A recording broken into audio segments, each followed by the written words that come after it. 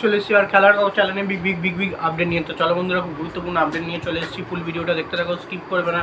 Skip করলে ভিডিওর মধ্যে অনেক কিছু মিস করবে। এবং এই খেলার খবর চ্যানেলে যারা নতুন আছে অবশ্যই খেলার খবর চ্যানেলটা সাবস্ক্রাইব করে পাশে থাকা বেল আইকন ঘন্টাটাকে ডাউন করে বাজিয়ে দাও। বেশি বেশি লাইক এবং কমেন্ট করে দাও, যাতে মোটিভেট হয় তোমাদের এই খেলার খবর চ্যানেলে আমি ফার্স্ট আপডেট দিতে পারি। তো চলো বন্ধুরা, ফার্স্ট যে আপডেটটা নিয়ে কথা হলো, খুব গুরুত্বপূর্ণ আপডেট তোমাদের শেয়ার করতে চলেছি ভিডিওর মধ্যে।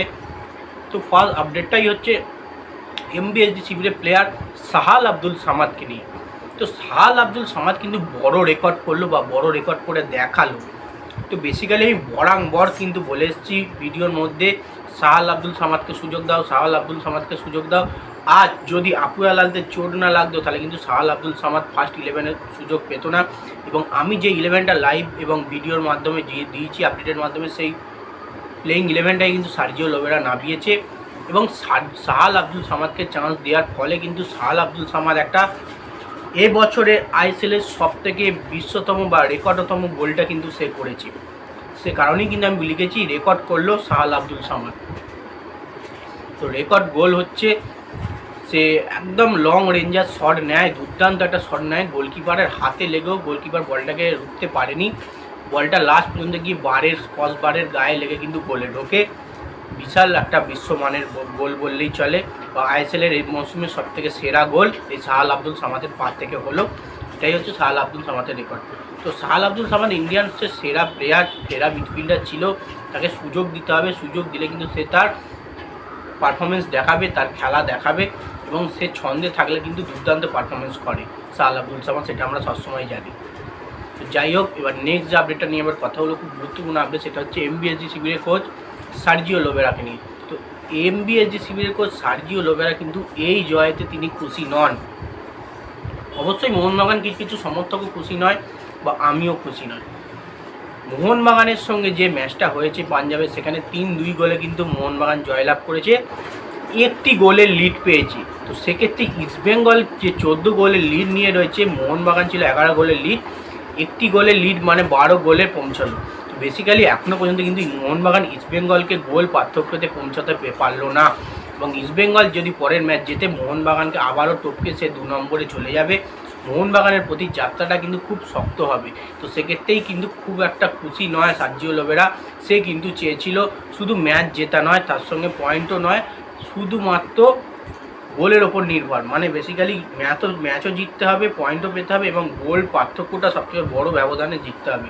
সেই জিনিসটাই হয়নি। মোহনবাগান 2 গোল খেয়ে গেছে। খুব একটা ভালো ডিফেন্স আমরা দেখতে পাইনি পাঞ্জাব ম্যাচে। তো সেই কারণেই হচ্ছে এই ব্যাপার, মোহনবাগানের 3-2 গোলে জেতা। তো যাই হোক, নেক্সট ম্যাচগুলো আরও ভালো করতে হবে, ইস্টবেঙ্গলের দিকে তাকিয়ে থাকতে হবে তারা কেমন পারফরমেন্স করে। তো নেক্সট যে আপডেটটা নিয়ে কথা হলো, খুব গুরুত্বপূর্ণ আপডেট, সেটা হচ্ছে ইস্টবেঙ্গল এফসি শিবিরের প্লেয়ার এডমান্ড লালেন্ডিকা। এই এডমান্ড লালেন্ডিকা কিন্তু একটা বড় বার্তা দিয়েছে। সে বার্তাটা হলো, এডমান্ড লালেন্ডিকা কিন্তু ইস্টবেঙ্গলের জার্সি গায়েতে আইএসএলের ট্রফি কিন্তু তিনি জিততে চান। সেমনি কিন্তু তিনি প্রেস কনফারেন্সে জানিয়েছেন বা খেলার শেষে। তো সেক্ষেত্রে বলেছেন, ইস্টবেঙ্গলের জার্সি গায়ে খেলে আমি খুব আনন্দিত, বড় ক্লাবের হয়ে খেলছি, দলের হয়ে গোল করছি, দলকে জেতাচ্ছি, খুবই আনন্দিত, এবং এই দলের হয়ে ট্রফি জেতার স্বাদ আমি পেতে চাই। আশা রাখছি এবছর আমরা আইএসএল ট্রফি জিতব, এবং যে হারে আমরা পারফরমেন্স করছি আশা রাখছি টেবিল টপে আমরাই যাব। তো বেসিক্যালি এমনটাই কিন্তু বার্তা তিনি দিয়েছেন, এবং পরিষ্কারভাবে বলেছেন ইস্টবেঙ্গলের জার্সি গায়ে ইস্টবেঙ্গলের হয়ে ট্রফি জেতার স্বাদ পেতে কিন্তু সে চায়।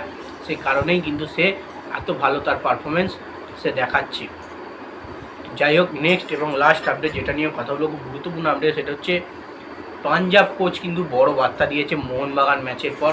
তো সে বলেছে, আমরা কিন্তু আইএসএলের সবথেকে বড় দলের বিরুদ্ধে খেলেছি, তাদেরকে কিন্তু তাদের বড় দলের মতো খেলতে দিইনি, প্রচুর পরিমাণে চাপে রেখেছিলাম।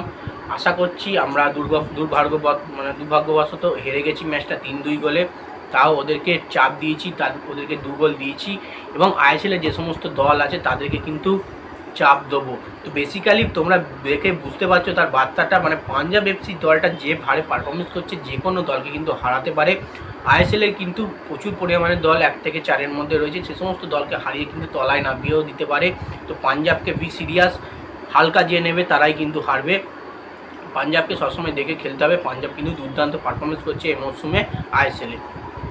যাই হোক, এই আপডেট ছিল। ভিডিওটা যদি ভালো লেগে থাকে লাইক কমেন্ট শেয়ার সাবস্ক্রাইব করে পাশে থাকো। চলো বন্ধুরা, বাই।